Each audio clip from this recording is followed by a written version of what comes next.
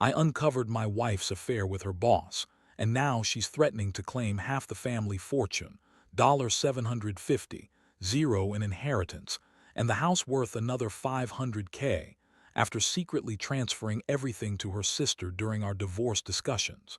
It all started with a gut feeling I couldn't shake. You know that feeling when something's just off, but you can't quite put your finger on it. That was me. I noticed little things first. Sarah's phone vibrating at odd times, her quick glances when she thought I wasn't paying attention, and her suddenly being more secretive about her whereabouts. We'd been together for over a decade, married for 8, and honestly, I thought we had a solid, if sometimes routine, life. But lately, I'd sensed her pulling away, and I couldn't ignore it anymore. It was a Thursday afternoon when I finally decided to snoop a little. I'd always been against invading privacy, but I was desperate. I knew Sarah had a habit of deleting texts and hiding her phone, so I snuck into her email account just to see if I could find anything. Honestly, I was just looking for reassurance, but what I found was a punch straight to the gut. There, buried under a pile of spam and promotional emails, was a string of messages between her and her boss, Mark. The messages weren't innocent, flirty, suggestive, and downright inappropriate. They talked about meeting up after work, sneaking away for private moments, and even explicit talk about what they'd do if no one was around. I was stunned. My mind raced. How long had this been going on? Had I missed all the signs? Why her? I stared at the screen for what felt like an eternity. My heart pounded so hard I thought it might burst. I felt sick, betrayed, humiliated. I'd always believed Sarah was the woman I'd marry, the one I'd grow old with. Now it was like that image was shattered into a million pieces. I couldn't even sleep that night. I kept replaying the moments when she'd brushed me off, her cold shoulder, her secretive phone habits. It was all clear now. She'd been cheating on me with her boss, Mark. The next morning, I knew I had to confront her. I couldn't keep living in denial. I decided to approach her calmly, at least, that's what I told myself. I waited until she was in the kitchen making coffee, and then I brought up her phone. She looked surprised at first, then annoyed. "Who's Mark?" I asked, holding her phone up. Her face immediately turned defensive. "What are you talking about? That's just work stuff," she said, brushing me off like I was bothering her, but I'd seen enough. I pressed her further, and her mask of innocence started slipping. She started lying, saying it was just harmless flirting, that I was overreacting, and that I was paranoid. She snapped at me, calling me insecure, accusing me of not trusting her, but I wasn't buying it. The evidence was right there. I felt my blood boiling. This wasn't just some innocent mistake. This was a full-blown affair. The fact she was so quick to deny it only made me more furious. How could she lie so easily? How could she pretend nothing was wrong?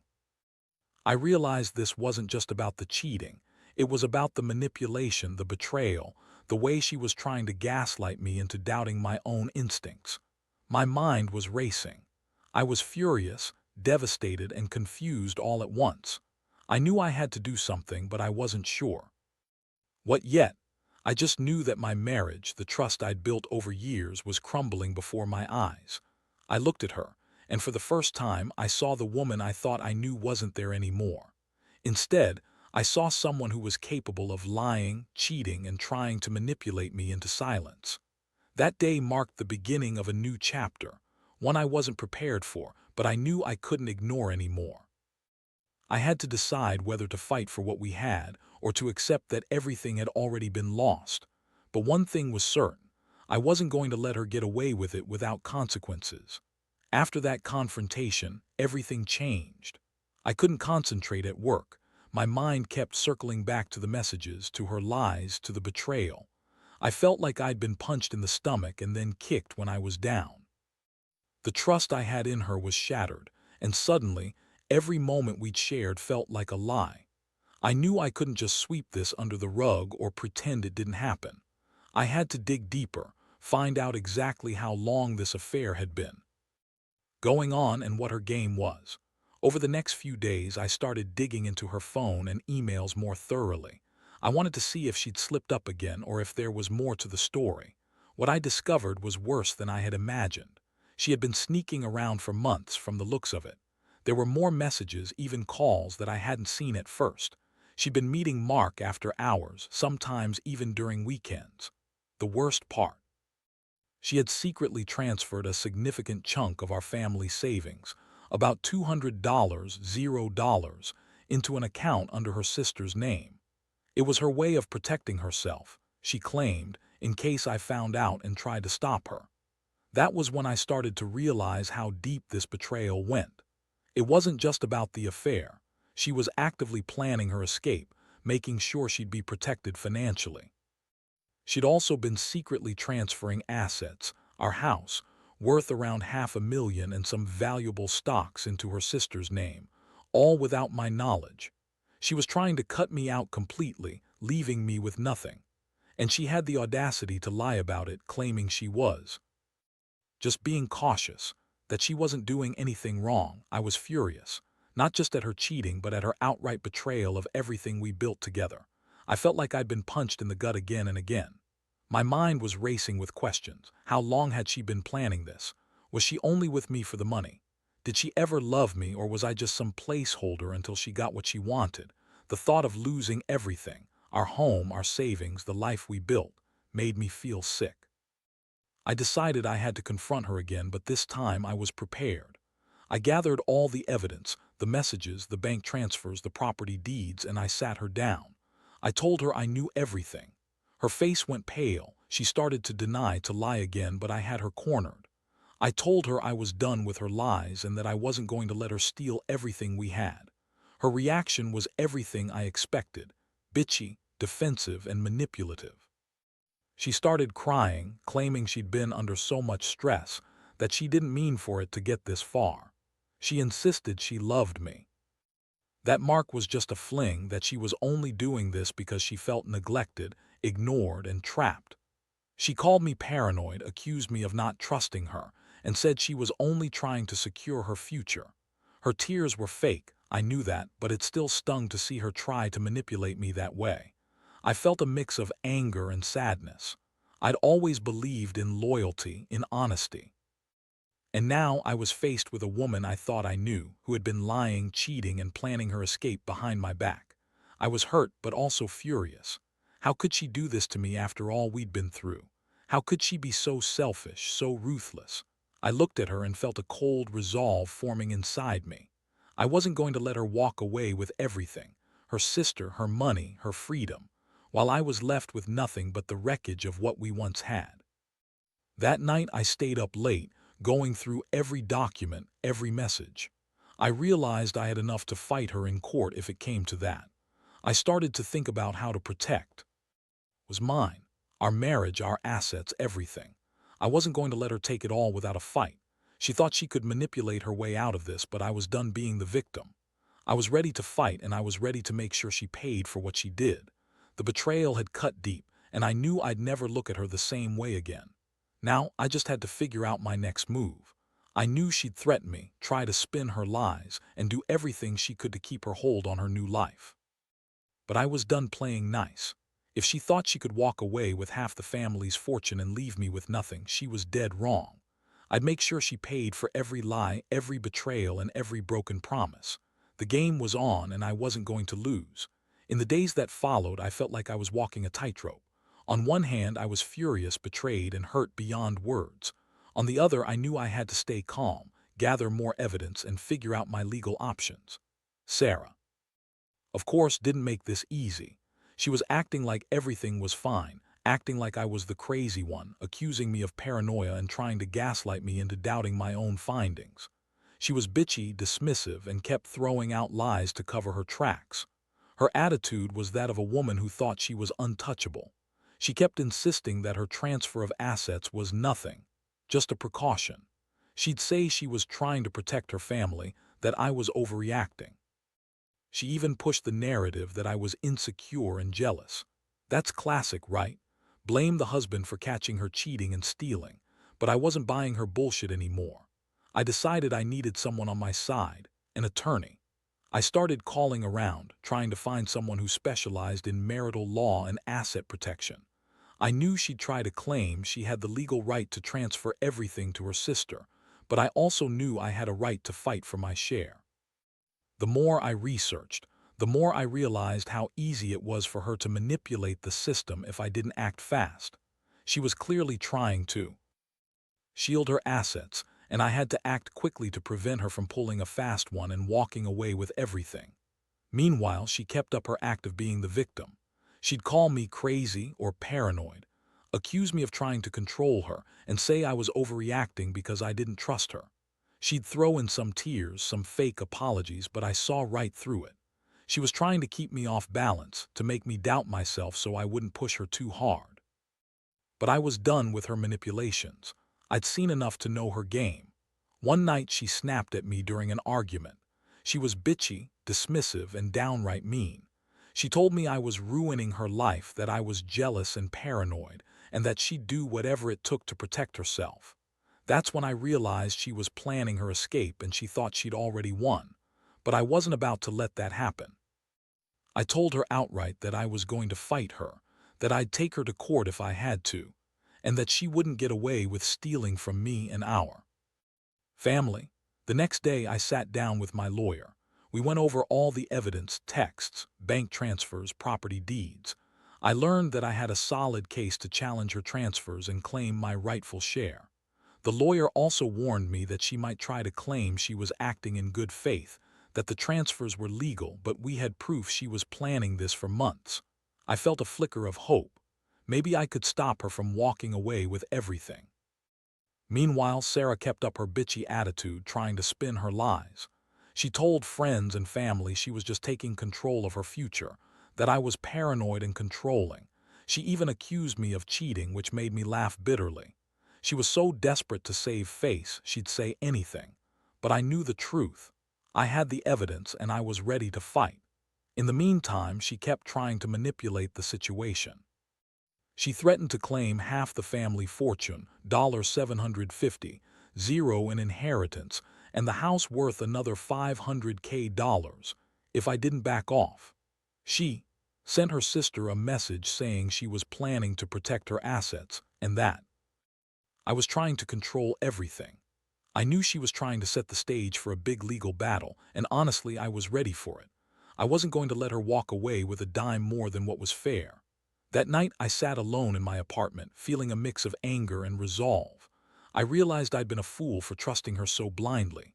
She lied, cheated, and schemed behind my back, and now she was threatening everything we had. But I wasn't going down without a fight. I'd fight her in court, I'd expose her lies, and I'd do whatever it took to get what was rightfully mine. Because deep down, I knew she wasn't the woman I married. She's someone I barely recognized anymore. And I was done being her victim. It was time to reclaim what was mine. Over the next couple of weeks, things escalated quickly. Sarah's attitude grew even more bitchy and manipulative. She was throwing tantrums, yelling at me, and trying to gaslight me into thinking I was overreacting. She insisted that her transfers of assets were legal and proper, and that I had no right to question her. She kept calling me paranoid, saying I was trying to control her, and that I was jealous of her success with Mark.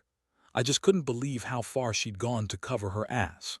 Meanwhile, I was poring over legal documents, talking to my lawyer daily, and preparing for what I knew was going to be a fight. I had to act fast because she was moving assets around, trying to get everything into her sister's name before I could stake my claim. She had already transferred a significant amount of money into her sister's account, and I feared she was planning to do the same with the house and other property. I knew I needed to get a court order to freeze those assets and prevent her from pulling any more stunts. One night, I found myself sitting on the couch, staring at the legal papers spread out in front of me. I felt a strange mixture of anger, frustration, and sadness. I'd always believed we were building a life together, and now I realized she'd been planning to walk away with everything. I thought about the years we shared, the memories, the good times, and how she had betrayed all of it. I felt like a fool for trusting her, for thinking she loved me. Then came the bombshell. She threatened to claim half the family fortune, $750,000 in inheritance, and the house worth another $500,000 if I didn't back off. She said she'd accuse me of trying to control her, that she'd go after everything we had, unless I let her go. She even sent her sister a message saying she was ready to fight for her share and that she'd protect her assets at all costs. I was furious. She was trying to intimidate me to scare me into submission, but I wasn't about to let her win that way. I confronted her again, this time more aggressively.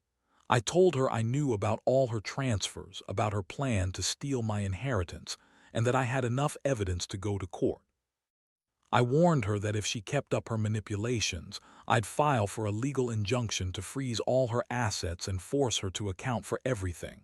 Her bitchy attitude turned even nastier. She started screaming, calling me crazy, jealous, and controlling.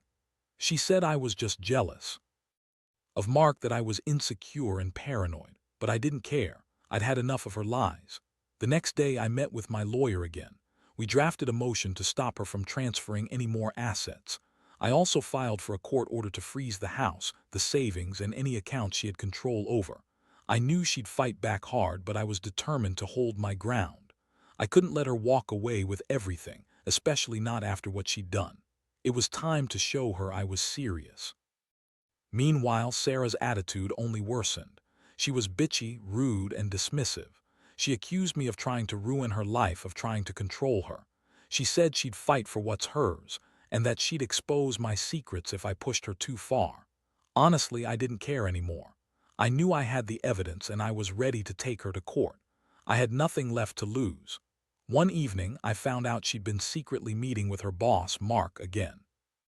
I saw texts from her on her phone where she was planning a weekend getaway with him.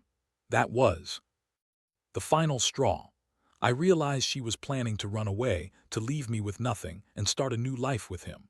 I felt a wave of nausea and rage. I couldn't believe she was so shameless. I decided I had to act fast. I called my lawyer first thing in the morning, told him everything, and instructed him to get a court order to prevent her from leaving town or transferring any more assets. I also wanted to serve her with papers demanding full disclosure of all her transfers and to freeze her accounts. I knew she'd fight me tooth and nail, but I was done playing nice. I wasn't going to let her destroy what we had without a fight. That day, I felt like I was in a war I couldn't win, but I also knew I had to stand my ground. She might be bitchy and manipulative, but I had the truth on my side. I'd expose her lies, stop her from running away with my money, and hold her accountable. I was done being the victim. From now on, I was fighting for what was mine, and I wasn't going to let her get away with it. The court hearing was set for a week later, and I felt a strange mixture of anxiety and resolve.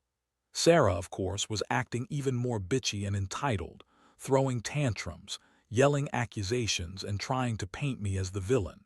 She claimed I was trying to control her, that I was paranoid, and that her transfers of assets were perfectly legal, just her way of securing her future. She sat there with that fake smile, pretending to be the innocent victim while I laid out all the evidence I had collected. When the judge called the hearing to order, I presented everything: the transfer records, the emails, the messages between her and Mark, and the property deeds. I explained how she had been planning her escape for months, secretly transferring our assets into her sister's name to shield herself. I argued that these transfers were done in bad faith and that I had every right to challenge them and claim my rightful share. Sarah's lawyer tried to argue that her actions were legal, that she had every right to protect her assets. She even tried to claim that I was abusive or controlling, an outright lie, but typical of her manipulative tactics. The judge looked at the evidence, then at her, and seemed skeptical about her claims. After some back and forth, the judge issued a temporary injunction. All transfers were to be frozen, and Sarah was ordered to produce full disclosure of all her financial transactions. I could feel a weight lifting off my shoulders. For the first time, I saw her look genuinely panicked. She realized that her plans to run away with everything might be slipping away. But she wasn't done yet. She doubled down on her bitchy attitude, insisting that she was the victim and that I was trying to ruin her life. She kept trying to twist the narrative, but the court was listening to the evidence. Over the next few days, I worked closely with my lawyer to prepare for the next step, filing for divorce and seeking a division of assets. I knew she'd fight hard to keep her share, especially the house and the inheritance, but I was determined to get what was fair. I'd learned a lot during this process, how sneaky she'd been, how she'd lied, and how she tried to manipulate everyone around her. But I also learned that the truth can come out and the law can be on your side if you fight for it. Throughout all of this, Sarah's attitude only got nastier. She'd call me controlling, jealous, and even crazy in front of friends and family. She'd spin her lies so convincingly I wondered if she even believed her own bullshit. But I knew better. I knew her for what she was, selfish, manipulative, and willing to do anything to get what she wanted. Her threats to claim half the family fortune and the house kept echoing in my mind, but I refused to back down. One night, after a particularly heated argument, she finally crossed a line. She threatened me outright, saying she'd destroy me if I didn't let her walk away with everything. That was the moment I realized I couldn't keep pretending everything was okay. I had to stand up for myself, for what was rightfully mine. I called my lawyer again and told him I wanted to expedite the divorce process and push for full asset division. I was done playing nice. I felt exhausted but also strangely liberated. The betrayal had cut deep, but I'd learned a lot about her true nature. I'd seen her bitchy, manipulative side, and I knew I couldn't trust her anymore. I was ready to move forward, even if it meant starting over from scratch. The fight wasn't over, but I knew I had the law and the evidence on my side. I was going to get through this, and I was going to make damn sure she paid for what she'd done. I'd lost my trust, sure, but I hadn't lost my resolve. Not yet. The court proceedings dragged on, but by then I felt a strange sense of clarity. Sarah's bitchy attitude persisted, but her lies were unraveling faster than she could spin them. I watched her try to manipulate the judge, her family, even her own lawyer. Yet each attempt was met with skepticism, thanks to the mountain of evidence I'd gathered. The transfers of assets, the secret communications with Mark, the fact that she'd transferred our house and investments into her sister's name, all of it was proof she'd been scheming for months. In the end, the court ruled in my favor. The injunction stayed in place, freezing her assets, and she was ordered to disclose all her financial dealings. The judge made it clear, any attempt to transfer property or money without full disclosure would be illegal. It was a huge win, but I knew this was just the beginning of what would be a long and messy divorce. Sarah's reaction was classic. She was furious, shrieking in court about how unfair everything was, calling me controlling and paranoid. She tried to claim I'd been abusive, another lie, just to sway the judge. But her words fell flat in the face of the evidence. Her attempts to manipulate the court only made her look more desperate and bitchy. I could see through her now. She was a woman who thought she could buy her way out of everything, including her own guilt. After the court ruling, I started the divorce process officially. It was bitter, painful, but also a relief. I had to accept that the woman I'd loved and trusted was gone, replaced by someone who was selfish, manipulative, and willing to destroy everything we'd built together just to save herself. Still, I felt proud of how I handled it. I had fought hard, played fair, and protected what was mine. In the aftermath, I moved out of the house. She tried to guilt me into staying, crying and bitching about how hard everything was, but I knew I couldn't go back. I couldn't live with someone who'd betrayed me so completely. I also made sure to cut ties with her family members who had enabled her, people who turned a blind eye to her lies or even helped her scheme. I wanted nothing to do with that toxic mess. The money was divided according to the court's decision, and I managed to recover most of what I was entitled to. The house was sold and I took my share of the inheritance. It wasn't about the money anymore, though. It was about reclaiming my life, my dignity, and my peace of mind. The betrayal had been brutal, but it taught me a hard lesson. Trust is fragile, and sometimes people you love can turn out to be the biggest liars. Looking back, I realize how much I've grown from this experience. I learned to trust my instincts, to stand up for myself, and to never let anyone manipulate or betray me again. I also learned that sometimes, the only way to truly get justice is to fight for it, no matter how bitchy or manipulative the other person becomes. To anyone reading this who might be going through something similar, don't ignore the signs, trust your gut, gather your evidence, stand your ground, And remember, no matter how bitchy or convincing someone may seem, the truth has a way of coming out. I survived this nightmare and I'm finally starting to rebuild. It's not easy, but it's worth it. And in the end, I know I'll be okay.